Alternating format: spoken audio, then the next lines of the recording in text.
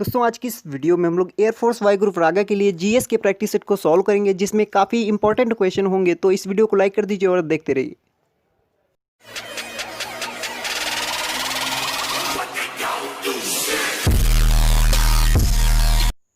दोस्तों यदि आप एयरफोर्स प्रैक्टिस सेट सॉल्व करना चाहते हो तो आप लोग स्क्रीन में कहीं पर भी टच कीजिए और टच करने के बाद आप लोगों को यहाँ पर एक आई बटन दिख रही होगी, वहाँ पर क्लिक करते ही आप लोगों के सामने काफ़ी सारे प्रैक्टिस सेट नज़र आ जाएंगे। आप वहाँ से उन प्रैक्टिस सेट्स को सॉल्व कर सकते हैं। तो हमारा फर्स्ट क्वेश्चन दिया है कि टेबल शर्करा किस प्रकार की शर्करा है। टेबल शर्करा किस प्रकार की शर्करा है, तो इसमें आप लोगों को ऑप्शन दिए हैं। ऑप्शन नंबर ए दिया गया है फ्रैक्टोज, उसके बाद ऑप्शन नंबर बी दिया गया है गैलेक्टोज, उसके बाद ऑप्शन नंबर सी दिया है ग्लूकोज, या फिर ऑप्शन नंबर डी सुक्रोज।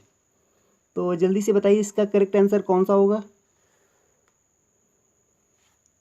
इसका correct answer option number D हो जाएगा सुक्रोज। ऑप्शन नंबर डी इसका करेक्ट आंसर हो जाएगा सुक्रोज। सुक्रोज जो है एक कार्बनिक यौगिक है। सुक्रोज क्या है? एक कार्बनिक यौगिक है। सुक्रोज एक कार्बनिक यौगिक है जिसे हम लोग टेबल शर्करा के नाम से जानते हैं। तो चलिए दोस्तों अगले क्वेश्चन की ओर बढ़ते हैं हम लोग। दोस्तों हमारा सेकेंड क्वेश्चन दिया है कि मोहनजोदड़ो का स्थानीय नाम था। तो इसमें आप लोगों को ऑप्शन दिए हैं। ऑप्शन नंबर ए दिया गया है रेगिस्तान का टीला, ऑप्शन नंबर बी दिया गया है नदी मुख भूमि का टीला, ऑप्शन नंबर सी दिया गया है मृतकों का टीला, ऑप्शन नंबर डी जीवन का टीला। तो इसमें आप लोगों को करेक्ट ऑप्शन बताना है, जल्दी से बताइए फ्रेंड्स। इसका करेक्ट आंसर हो जाएगा मृतकों का टीला। ऑप्शन नंबर सी इसका करेक्ट आंसर हो जाएगा मृतकों का टीला। तो मोहनजोदड़ो को सिंधी भाषा में क्या कहते थे? मृतकों का टीला। और यदि आपसे पूछा जाए कि मोहनजोदड़ो की खोज किसने की थी, मोहनजोदड़ो की खोज किसने की थी, तो आप लोग क्या बताएंगे? मोहनजोदड़ो की खोज राखलदास बनर्जी ने की थी। राखलदास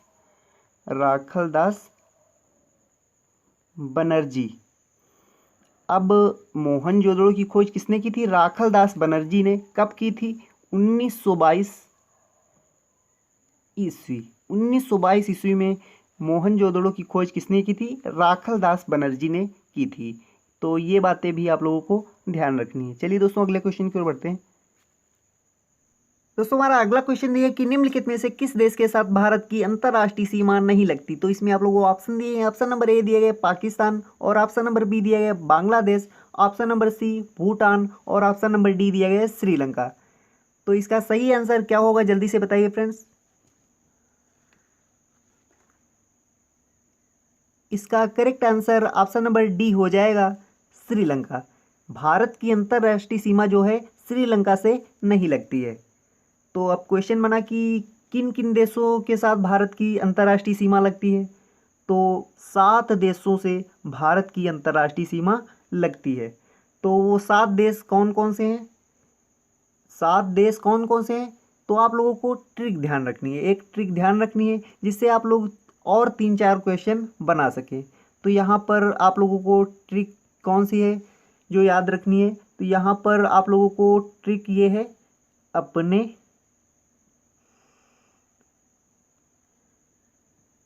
चीभू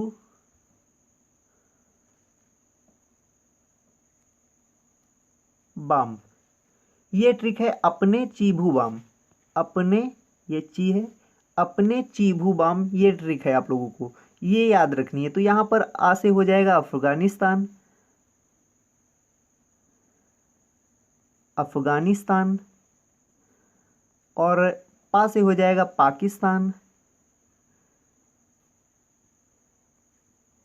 इन देशों से भारत की सीमा लगती है। और ने से हो जाएगा नेपाल, और ची से चीन, और भू से हो जाएगा भूटान, भूटान, और अब बचा कौन? बांग्लादेश। बा से बांग्लादेश, बांग्लादेश, और यहाँ पर माँ से हो जाएगा म्यांमार, म्यांमार। तो ये 7 देश हो गए जिनकी अंतर्राष्ट्रीय सीमा भारत से लगती है। तो इस प्रकार से इस क्वेश्चन को आप आसानी के साथ हल कर देंगे और 3-4 क्वेश्चन आप लोग इसी ट्रिक से और बना पाएंगे। तो चलिए दोस्तों अगले क्वेश्चन की ओर बढ़ते हैं हम लोग।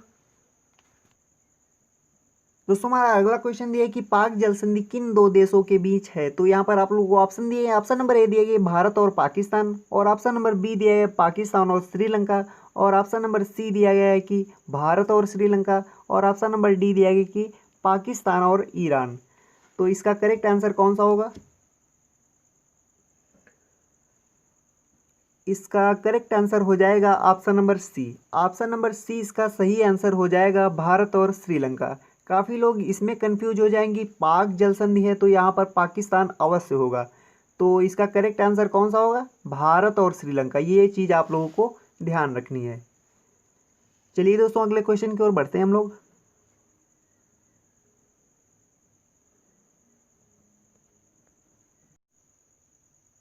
दोस्तों हमारा अगला क्वेश्चन ये है कि ध्वनि तरंगों में निम्न में से कौन सी घटना घटित नहीं हो सकती। तो इसमें आप लोगों को ऑप्शन दिए हैं। ऑप्शन नंबर ए दिया है विवर्तन, ऑप्शन नंबर बी दिया है ध्रुवण, ऑप्शन नंबर सी दिया है परावर्तन, और ऑप्शन नंबर डी दिया है व्यक्तीकरण।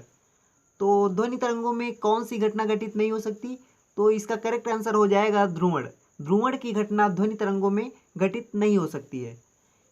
यदि आपसे पूछा जाए कि ध्वनि तरंगे कौन सी तरंगे होती है, ध्वनि तरंगे कौन सी तरंगे होती है, तो आप लोग बताएंगे ध्वनि तरंगे अनुदैर्घ्य तरंगे होती हैं। अनुदैर्घ्य तरंगे होती हैं, ध्वनि तरंगे अनुदैर्घ्य तरंगे होती हैं, और ध्रुवण जो होता है ये केवल अनुप्रस्थ तरंगों में होता है। ध्रुवण केवल अनुप्रस्थ तरंगों में होता है। ये चीज़ भी आप लोगों को याद रखनी है। तो चलिए दोस्तों अगले क्वेश्चन की ओर हम लोग बढ़ते हैं।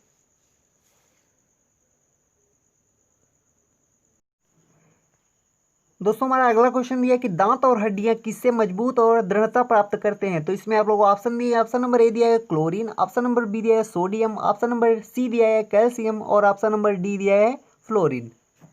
तो इसका सही आंसर बताइए फ्रेंड्स। इसका सही आंसर हो जाएगा कैल्शियम। कैल्शियम इसका सही आंसर हो जाएगा। कैल्शियम जो होता है जीवित प्राणियों के शरीर के अन्य हिस्सों में भी पाया जाता है। तो चलिए दोस्तों अगले क्वेश्चन की ओर बढ़ते हैं हम लोग।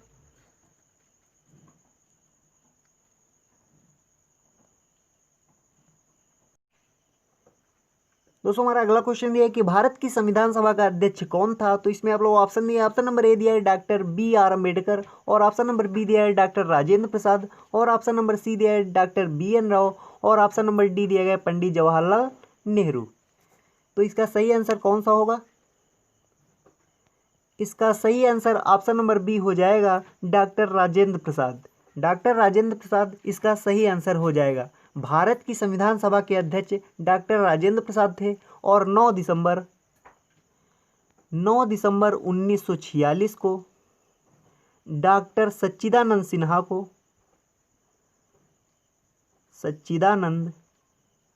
सिन्हा को अस्थायी सदस्य के रूप में चुना गया। अस्थायी सदस्य के रूप में इनको चुना गया। किसको? डॉक्टर सच्चिदानंद सिन्हा को। और 11 दिसंबर 1946 को डॉक्टर राजेंद्र प्रसाद जी को संविधान सभा का स्थायी सदस्य चुना गया। तो ये चीज़ भी आप लोगों को ध्यान रखनी है। दोस्तों इस प्रैक्टिस सेट में इतना ही। यदि आपने पहले से ही चैनल को सब्सक्राइब करके बेल आइकन ऑन किया हुआ है तो थैंक यू वेरी मच। नहीं किया है तो अवश्य कर लें, क्योंकि मैं आपके लिए रोजाना ऐसी ही वीडियो लेकर आता रहता हूँ। जय हिंद, वंदे मातरम।